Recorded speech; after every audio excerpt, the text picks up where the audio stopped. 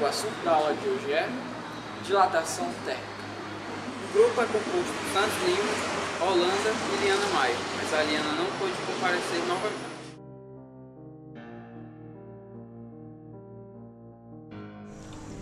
Quando a temperatura de um corpo aumenta, suas dimensões também aumentam. Consequentemente, quando a temperatura deste corpo diminui, este corpo vai se contrair. Esses fenômenos são chamados respectivamente de dilatação térmica e contração térmica. Nos sólidos, a dilatação pode se dar de maneira linear, superficial ou volumétrica. A dilatação linear consiste no aumento de uma das dimensões do corpo. A variação de comprimento de um sólido que é aquecido é diretamente proporcional ao seu comprimento inicial e à variação de temperatura.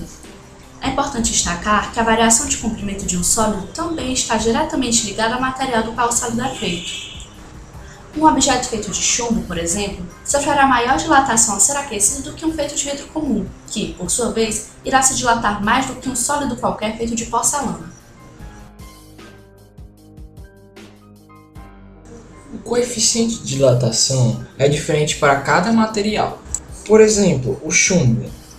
Seu coeficiente de dilatação é dado por 27 vezes 10 a menos 6 graus Celsius menos 1. É o metal que mais se dilata. O zinco é dado por 26 vezes 10 a menos 6 graus a menos 1.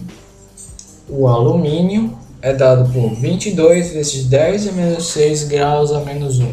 A prata pode ser descrita como 19 vezes 10 a menos 6 graus a menos 1. E o ouro 15 vezes 10 a menos 6 graus a menos 1. É possível determinar o coeficiente de dilatação a partir da seguinte fórmula.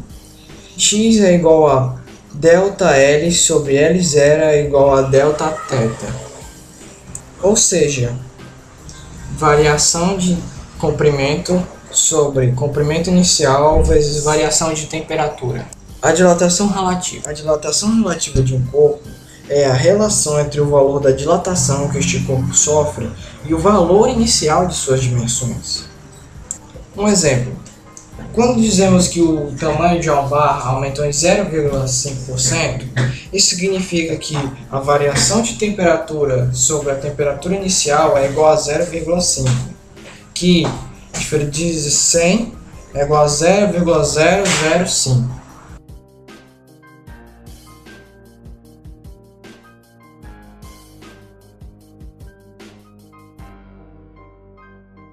As dimensões lineares desse sólido são x0, y0 e z0, na temperatura inicial θ0, e passam para x, y e z na temperatura final θ. Os volumes iniciais e finais são V0 igual a x0 vezes y0 vezes z0 e V igual a x vezes y vezes z. Nessa fórmula, beta é o coeficiente de dilatação superficial do material da placa. A variação da área é representada por ΔA igual a beta vezes A vezes 0 vezes Δθ. Dilatação volumétrica. As dimensões lineares são x0, y0 e z0 na temperatura inicial θ0 e passam para x, y e z na temperatura final θ.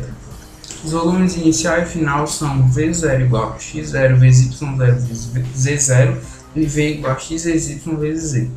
A fórmula do volume na dilatação volumétrica é V igual a V0 vezes 1 mais γ vezes Δθ.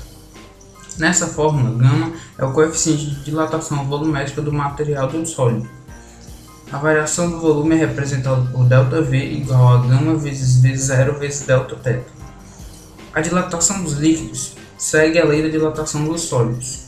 Nessa fórmula, γ é o coeficiente de dilatação real do líquido. O volume do líquido extravasado é a dilatação aparente do líquido. Não é a dilatação real, pois o frasco também se dilata.